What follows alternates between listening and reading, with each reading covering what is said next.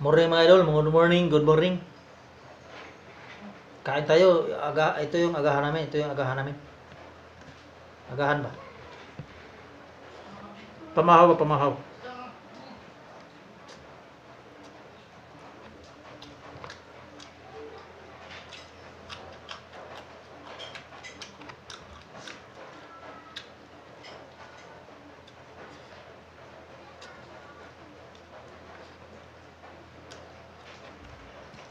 Grabe ang mga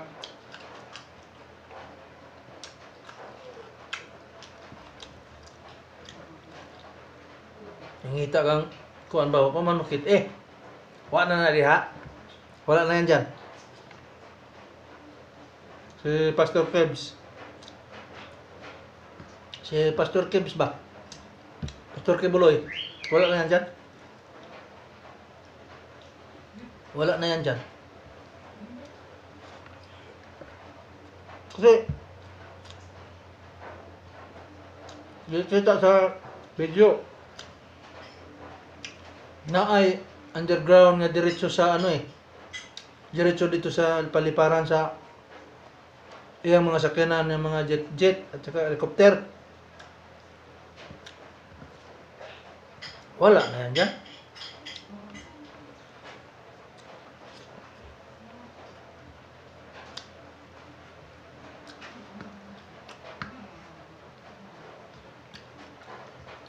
Kawawa yung mga taong nagtuo ba? Nagtuo na. Appointed son of God. Kawawa lang.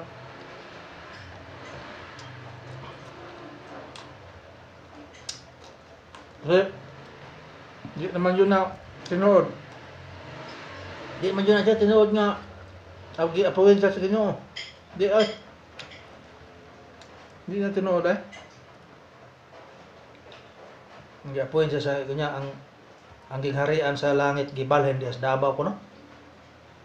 Kagab sam sana napaitaw ko nakita dito sa video katong sound na ang mga pulis. Hallelujah, hallelujah.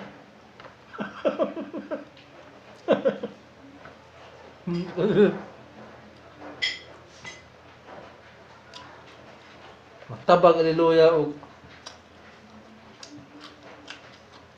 dakpo nga.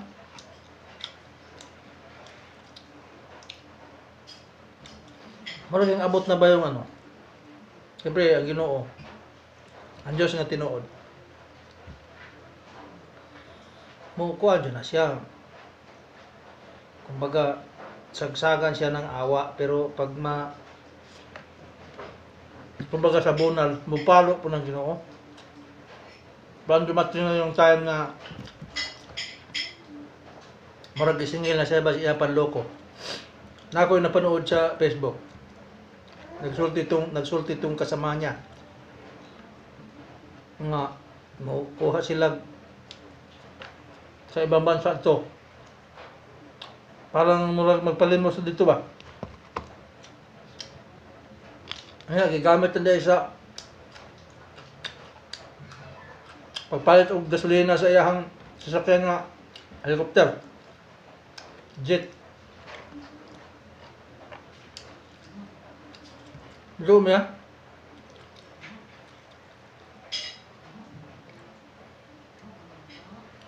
Gibalhin ang harian sa Davao. Nya gamay kayo.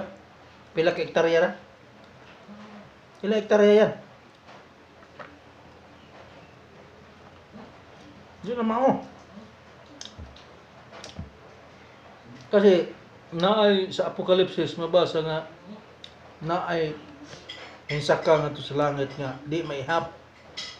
Yung sa mga tao na pagkaarang diya sa Davao lang. Bisa maglukpon pa ng Davao kadako.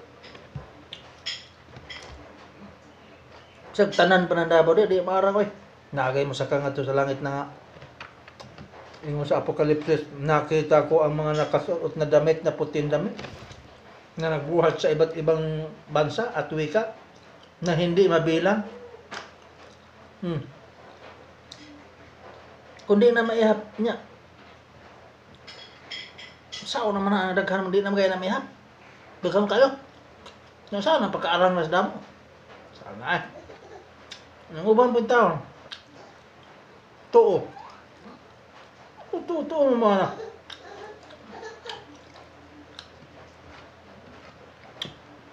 Ako, tago na siya. Muna'y kuan. Muna'y kulto ba? Kulto. Asa mga kitag simbahan nga na ay Bartolina sa loob. Na ay Bartolina, kulungan. Pwede ba na? Simbahan ay kulungan sa loob. Hindi mo pwede. Asa mo na sa Biblia ng ang simbahan mo, butangan mo kulungan. Nagkaroon, ipangita ka na. Siyempre, singil ka sa Ginoo. Ang pagsingil sa Ginoo, dili kay siya ang aktual mo kuha, mo singil, mo gamit siya kasangkapan. Giputol na bang iyang hangin? Sobrang hangin ba? Kulto ang iya kakul. Aya pagkakulto, gisingil na siya sa pagkakulto niya. Gisingil na siya sa Ginoo ba?